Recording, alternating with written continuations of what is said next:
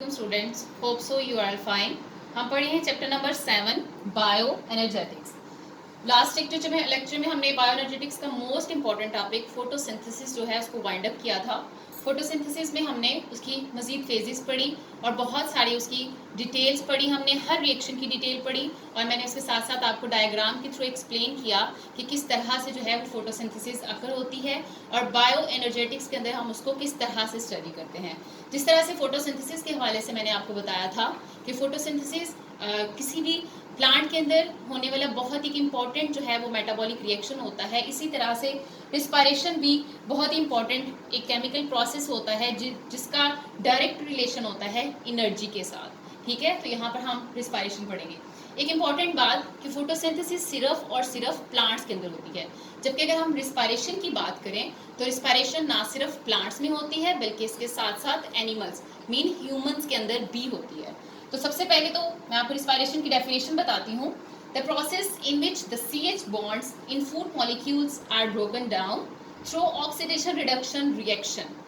ये ऐसा प्रोसेस होता है जिसके अंदर CH बॉन्ड को तोड़ा जाता है। आपको जब मैंने प्रीवियस लेक्चर्स दिए थे मैंने उसमें भी आपको थोड़ा सा बताया था कि जो भी ह्यूमन फूड खाते हैं, ये बात आपने हमेशा याद रखनी है कि ह्यूमन हमेशा ऑर्गेनिक फूड खाते हैं। कभी भी जब हम फूड खा रहे होते हैं तो उसमें इनऑर्गेनिक इंक्लूड नहीं होता।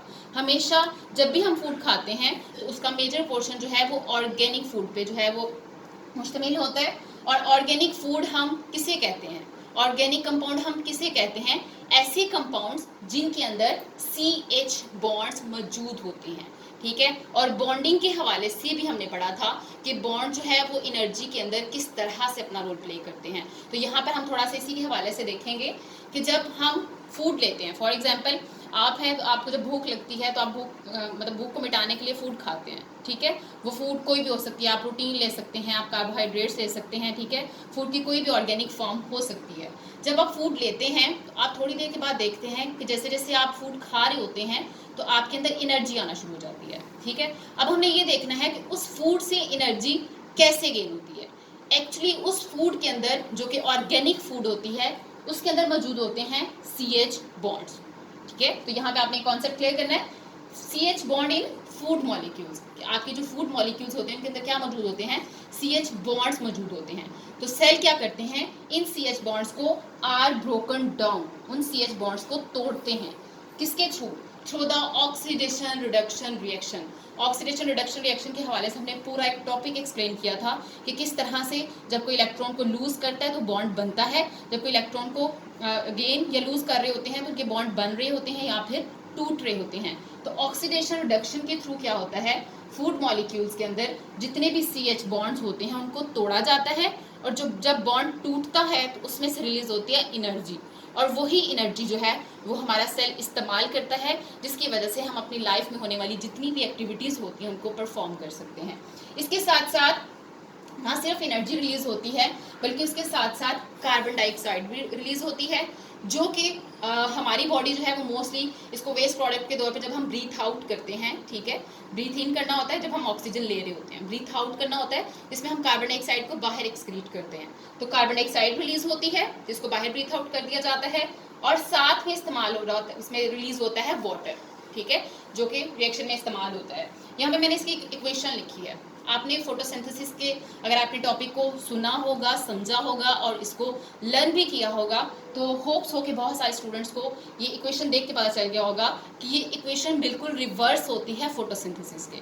फोटोसिंथेसिस में हमारे पास ये जो थे ये सबस्ट्रेट थे और ये प्रोडक्ट आए थे कि हमने कार्बन डाइऑक्साइड और वाटर को इस्तेमाल किया था फोटोसिंथेसिस के अंदर प्लांट सेल ने, और उससे क्या बनाया था? ग्लूकोज बनाया था और ऑक्सीजन रिलीज की थी।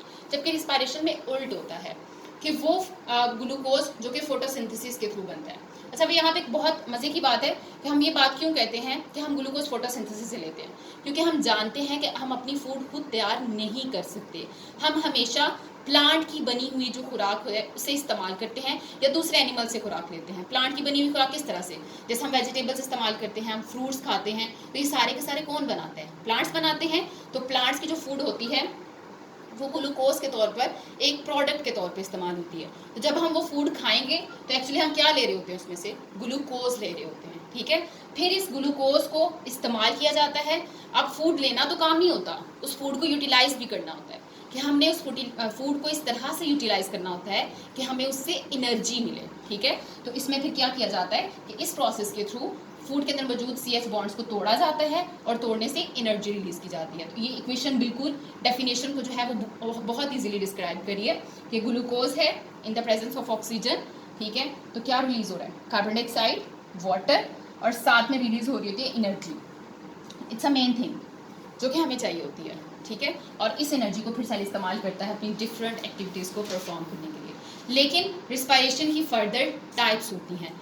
प्लांट्स में रिस्पायरेशन, एनिमल्स में, प्लांट्स में, दोनों में होती है। लेकिन रिस्पायरेशन के आगे से टाइप्स होती हैं। रिस्पायरेशन दो तरह से होती है, एक होती है एरोबिक रिस्पायरेशन और एक होती है एनारोबिक रिस्पायरेशन। तो नेक्स्ट हम इसकी टाइप्स जो है वो डिस्कस करते हैं। जी बेटा, सबसे पहली टाइप है aerobic respiration and the second one is anaerobic respiration. दोनों में ही क्या होता है, फूड मॉलिक्यूल्स की ब्रेकडाउन भी होती है और एनर्जी भी रिलीज होती है। और ये दोनों प्रोसेस एरोबिक रिस्पायरेशन और एनारोबिक रिस्पायरेशन एक लिविंग ऑर्गेनिजम्स के अंदर हो सकते हैं। जैसे अगर हम ह्यूमन की बात करें तो इन मोस्ट केसेस हमारे अंदर एरोबिक रिस्पायरेशन होती है, but in some cases, in special cases, anaerobic respiration भी होती है। जब हम एनारोबिक रिस्पायरेशन को डिटेल से डिस्कस करेंगे तो फिर मैं आपको बताऊंगी कि एनारोबिक रिस्पायरेशन कहाँ कहाँ पर होती है। लेकिन मोस्टली जब हम नॉर्मल कंडीशन में होते हैं, ठीक है, हमारा ब्रीथिंग रेट नॉर्मल होता है, तो उस वक्त हमारे सेल्स के अंदर जो रिस्पायरेशन हो रही होती है वो होती है एरोबिक रिस्पायरेशन। एक्चुअली एरोबिक और एनारोबिक रिस्पायरेशन में फ़र्क क्या होता है, दोनों के अंदर फूड मॉलिक्यूल्स भी टूट रहे हैं, दोनों के अंदर एनर्जी भी गेन हो रही होती है, लेकिन इनमें कुछ मेजर डिफरेंसेस होते हैं जिसकी बेस पे रिस्पायरेशन की टू टाइप्स होती हैं। सबसे पहले हम डिस्कस करते हैं एरोबिक रिस्पायरेशन। मैंने इनको थोड़ा सा डिफरेंसेस में लिखा है ताकि जब मैं एरोबिक रिस्पायरेशन को समझाऊँ तो आपको पता चल जाए कि एनारोबिक रिस्पायरेशन किस तरह से डिफरेंट होती है एरोबिक रिस्पायरेशन से। तो सबसे पहले हम पढ़ते हैं aerobic respiration. Actually, aerobic respiration is the process in which the complete breakdown of glucose occurs. यहाँ पर आपकी बुक में जो वर्ड लिखा होगा वो ऑक्सीडेशन होगा, ठीक है। तो आपने कहना पता नहीं मैम ने ब्रेकडाउन लिख दिया है, वहाँ पे ऑक्सीडेशन लिखा होगा, तो आपने परेशान नहीं होना बेटा जी। मैंने सिंपल वर्ड में इस वजह से लिखा है ताकि आपको समझ आ जाए, ठीक है। ऑक्सीडेशन में मैं बार बार आपको एक्सप्लेन करूंगी कि ऑक्सीडेशन में बॉन्ड बन रहे होते हैं, टूट रहे होते हैं ऑक्सीडेशन रिडक्शन में, दैट्स वाई मैंने यहाँ पे ब्रेकडाउन का वर्ड लिख दिया है, ठीक है। तो एरोबिक रिस्पायरेशन में क्या होता है, ग्लूकोज की कंप्लीट ब्रेकडाउन होती है। ग्लूकोज का वर्ड हम यहाँ पे इसलिए ज़्यादा इस्तेमाल करें कि हमारी फूड का ज़्यादातर हिस्सा जो है वो ग्लूकोज होता है, इस वजह से हम यहाँ पे ग्लूकोज को डिस्कस कर रहे हैं। अदरवाइज यहाँ पे आप फूड भी लिख सकते हो, ठीक है। तो एरोबिक रिस्पायरेशन में हमारी फूड की मुकम्मल ब्रेकडाउन होती है इन द प्रेजेंस ऑफ ऑक्सीजन, लेकिन उसमें ऑक्सीजन का होना ज़रूरी होता है। कंप्लीट ब्रेकडाउन होगी तब। अब ब्रेकडाउन में क्या किया जाता है, एक्चुअली जब हम कोई भी फूड लेते हैं तो वो फूड बहुत कॉम्प्लेक्स फॉर्म में होती है। हमारे सेल उस कम्प्लेक्स फॉर्म ऑफ फूड को इस्तेमाल नहीं कर सकते। जैसे अगर हम कोई भी मटन खा रहे हैं या मीट खा रहे हैं तो उनके अंदर मौजूद होती है प्रोटीन। अब जब हमारे सेल उस प्रोटीन को इस्तेमाल करेंगे तो वो उसको एज अ प्रोटीन इस्तेमाल नहीं कर सकते। क्यों? क्योंकि वो हमारी फूड की बहुत ही कम्प्लेक्स फॉर्म होती है। अब उसकी सिंपल फॉर्म क्या होती है, उसकी सिंपल फॉर्म होती है अमाइनो एसिड, दैट्स राइट। तो यहाँ पे क्या होगा कि यहाँ पे एक्चुअली क्या करते हैं कि जो सेल्स होते हैं एरोबिक रिस्पायरेशन के अंदर, सेल्स उस फूड कम्प्लेक्स फूड को चेंज कर रहे होते हैं सिंपल फूड में, ताकि हमारे सेल्स जो हैं हमारी फूड से, उस सिंपल फूड से एनर्जी को गेन कर सकें। तो यहाँ पर जो है ये प्रोसेस इस हवाले से जो है वो बहुत इंपॉर्टेंट होता है। तो यहाँ पे कंप्लीट ब्रेकडाउन होता है ग्लूकोज की मुकम्मल तौर पर, मतलब जितना भी कॉम्प्लेक्स मॉलिक्यूल हो उसने सिंपल में चेंज होना होता है, और उससे सेल जो है वो जितनी भी एनर्जी होती है फूड मॉलिक्यूल में वो कम्प्लीटली जो है वो उससे गेन कर लेता है, ले लेता है उसे। जबकि अगर हम एनारोबिक रिस्पायरेशन की बात करें तो एनारोबिक रिस्पायरेशन क्या होती है, इनकम्प्लीट ब्रेकडाउन ऑफ ग्लूकोज, कि यहाँ पर फूड मॉलिक्यूल्स टूटते ज़रूर हैं क्योंकि रिस्पायरेशन है तो ऑब्वियसली इसमें बॉन्ड तो टूटेंगे, ठीक है। लेकिन एनारोबिक रिस्पायरेशन में क्या होता है, इसमें इनकम्प्लीट, मैंने एक वर्ड लिखा है यहाँ पे इनकम्प्लीट, यहाँ पे कंप्लीट, यहाँ पे इनकम्प्लीट। अब इनकम्प्लीट का क्या मतलब है, यहाँ से वो कम्प्लेक्स में चेंज हो जाते हैं लेस कम्प्लेक्स में, सिंपल में चेंज नहीं होते। लेस कम्प्लेक्स क्या होता है कि उससे छोटी फॉर्म में आ जाते हैं, लेकिन वो फॉर्म जो सेल को चाहिए होती है, ठीक है, या आप कह सकते हो कि जो मोस्ट सिंपल फॉर्म जिससे वो एनर्जी गेन कर सकते हैं उसमें चेंज नहीं होते, उसमें ब्रेकडाउन उसकी नहीं होती। तो इसमें क्या होता है, incomplete breakdown of glucose, but in the absence of oxygen. अब उसकी इनकम्प्लीट ब्रेकडाउन क्यों होती है? क्योंकि उसके अंदर ऑक्सीजन मौजूद नहीं होती। यहाँ पर कंप्लीट ब्रेकडाउन क्यों होती है? क्योंकि उनके पास ऑक्सीजन मौजूद होती है। तो that's a major difference between aerobic and the anaerobic respiration. That's why in aerobic respiration maximum amount of energy is released from the food molecules। इसी वजह से, क्योंकि यहाँ पे कंप्लीट जो है वो बॉन्ड टूट रहे हैं, सारी की सारी एनर्जी सेल्स को मिल रही होती है, इस वजह से यहाँ पर ज़्यादा से ज़्यादा एनर्जी रिलीज होती है। जबकि अगर हम बात करें एनारोबिक रिस्पायरेशन की, तो एनारोबिक रिस्पायरेशन में इनकम्प्लीट ब्रेकडाउन होती है। इनकम्प्लीट ब्रेकडाउन की वजह से सारी की सारी एनर्जी सेल को नहीं मिल पाती। That's why minimum amount of energy is released in this process, जिसकी वजह से यहाँ पे बहुत कम अमाउंट जो है वो एनर्जी की रिलीज होती है। इक्वेशन यहाँ पर आपकी बुक में फार्मूलाज लिखे होंगे, ठीक है, वो मैं आपको आगे बताती हूँ कि मैंने फार्मूलाज को वर्ड्स की फॉर्म में लिखा है ताकि आपको समझ आ जाए, ठीक है। जैसे ग्लूकोज, अब यहाँ पे कंप्लीट और इनकम्प्लीट का थोड़ा सा हम कॉन्सेप्ट पढ़ते हैं कि इनकम्प्लीट किस तरह से होती है। कि यहाँ पे देखो ग्लूकोज सबसे पहले ये 6 कार्बन कंपाउंड होता है, ग्लूकोज होता है वो 6 कार्बन कंपाउंड है। अब 6 कार्बन कंपाउंड सबसे पहले ग्लूकोज टूटता है पायरुविक एसिड में। इट्स मीन ये 6 कार्बन से चेंज होता है 3 कार्बन में। सिंपल फॉर्म मतलब ये कम्प्लेक्स थी, मोर कम्प्लेक्स थी, ये लेस कम्प्लेक्स हो गई, ठीक है।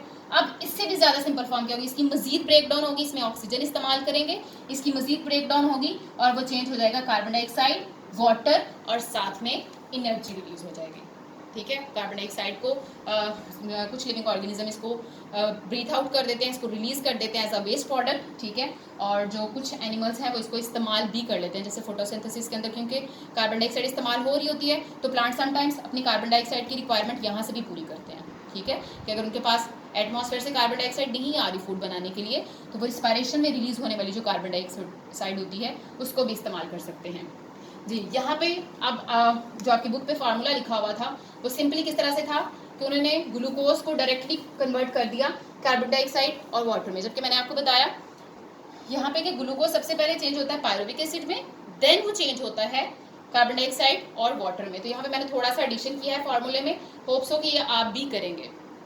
यहाँ पे ग्लूकोज है, complete breakdown of glucose in the presence of oxygen. Look at this, ये ऑक्सीजन है, ठीक है, and then it change into the pyruvic acid. It's a 3 carbon compound, जैसे 6 carbon compound and it's a 3 carbon compound, 1 2 and 3, ठीक है।